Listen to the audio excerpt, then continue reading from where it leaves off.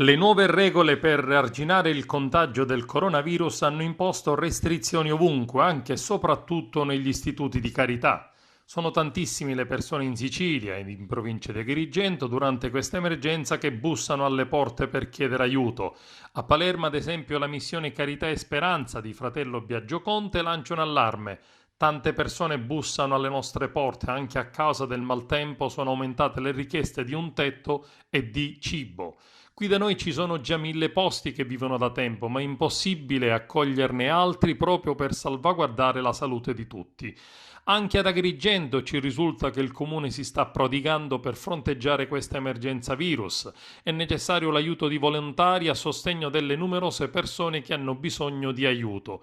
Ieri pomeriggio, infatti, in un supermercato della Sicilia ci sono stati momenti di tensione per il tentativo di una quindicina di persone scappate con i carrelli pieni senza pagare la spesa. Il gruppo ha riempito una decina di carrelli con generi alimentari ed una volta arrivato alle casse ha scatenato una protesta con i dipendenti per i prezzi dei prodotti troppo alti. Chiamati subito le forze dell'ordine che hanno ricondotto alla ragione la quindicina di clienti che volevano uscire senza pagare la spesa. Molte di queste famiglie, per lo più provenienti da quartieri popolari, dopo una lunga trattativa con le forze dell'ordine, hanno ammesso di non avere più soldi per pagare la spesa perché rimaste senza lavoro dopo l'inizio della quarantena.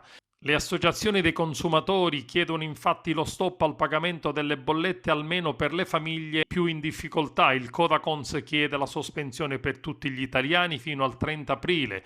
Milioni di famiglie ed attività hanno subito una drastica riduzione delle proprie entrate ed in tale situazione di emergenza pagare le utenze può risultare difficoltoso.